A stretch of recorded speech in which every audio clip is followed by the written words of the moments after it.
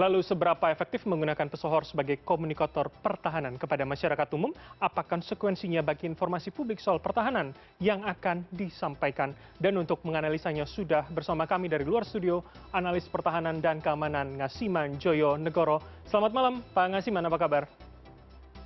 Selamat malam, Mas Bram.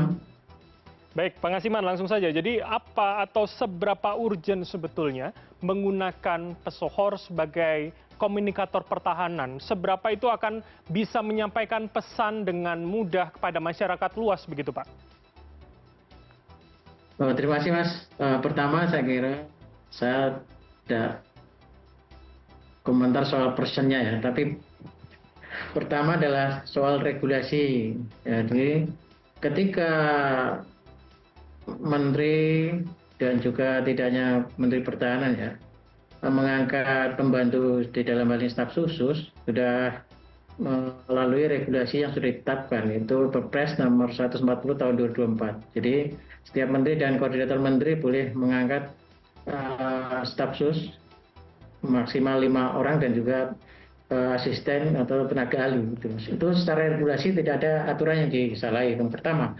Yang kedua, soal posisi seorang entertainer, kalau kita bicara pertahanan dan pertahanan negara, jadi pertahanan negara tidak hanya urusan soal militer, akan tetapi urusan bagaimana semua komponen anak bangsa ini menjaga soal kedaulatan bangsa, Mas.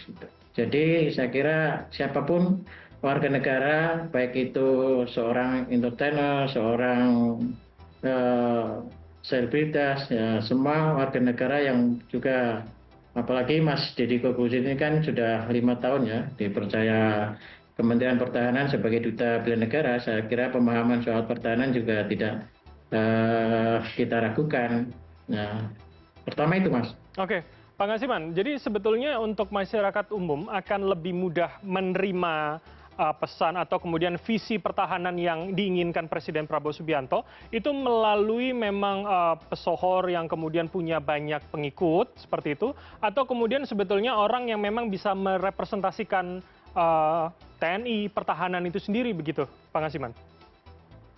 Jadi kalau kita melihat spektrum ancaman pertahanan, kalau dulu ada namanya ancaman yang harus kita antisipasi dengan kekuatan hard power, smart power, dan sekarang ada kombinasi yang namanya tadi ada hard power, soft power, sekarang ada namanya kombinasi dengan namanya smart power. Nah, di sini saya kira, Mas, kekuatan Mas Deddy Corbuzier sebagai entertainer ini mencerminkan, kalau kita lihat followernya itu kan dari YouTube-nya aja pengikutnya kan 12 jutaan lebih, Mas. Terus kalau dikumpulkan medsosnya semua ini kan ada 60 juta kurang lebih pengikut, baik itu di medsos, di TikTok, di IG dan lain-lain. Nah, di sini saya kira jangkauan ya, yang tadi kalau kita melihat spektrum ancaman yang harus kita antisipasi dengan kekuatan soft power, saya kira jangkauan-jangkauan itulah yang saya kira analisa saya yang diinginkan oleh Pak Menteri Pertahanan dalam konteks mengangkat Mas Deddy Corbuzier yang selama ini sudah menjadi duta bela negara di Kementerian Pertahanan selama Pak Presiden waktu itu masih menjabat Menteri Pertahanan, dan juga Pak Menteri yang sekarang waktu itu menjadi koordinator staf khusus Menteri Pertahanan. Saya kira ada chemistry dan juga ingin membangun dream team yang saya kira beliau sudah tahu jangkauan apa yang akan dilakukan komunikasi soal pertahanan negara yang saya kira tadi tidak hanya urusan militer, Mas. Oke. Pak Ngasiman, saya butuh analisa Anda terkait dengan soal apa tantangan pertahanan dan kemudian seberapa 5 staf sus dan 1 asisten khusus ini yang bisa, seberapa itu kemudian sosok-sosok ini bisa menjawab tantangan itu tadi, Pak? Kalau kita lihat spektrum ancaman ke depan kan, ya kita bisa melihat gimana perkembangan lingkungan kekinian strategis yang harus kita juga antisipasi. Di mana kalau kita melihat perkembangan global hari ini, ancaman itu soal memanasnya jalur Gaza, soal kompleks perang Ukraina dan Rusia, soal pergeseran memanasnya di Laut Cina Selatan yang masih hangat dan juga kawasan Indo-Pasifik.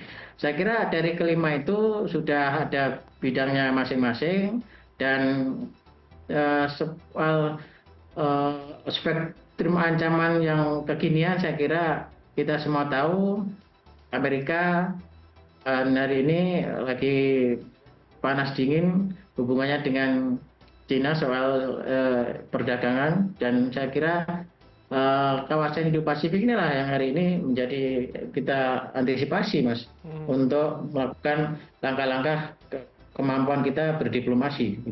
Oke, artinya dengan sosok-sosok ini itu bisa menjamin menjawab begitu ya, paling tidak visi pertahanan Indonesia bisa tersampaikan dengan baik ke masyarakat begitu ya, Pak Ngasiman menurut Anda?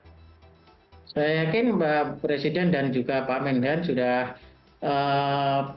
memprofiling para pembantunya bagaimana membangun tim itu yang untuk memperkuat dan untuk melakukan langkah-langkah kolaborasi dan sinergi untuk mencapai visi yang sudah dicanangkan yaitu asas kita di bidang pertahanan keamanan.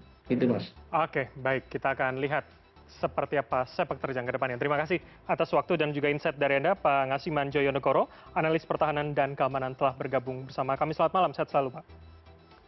Selamat malam.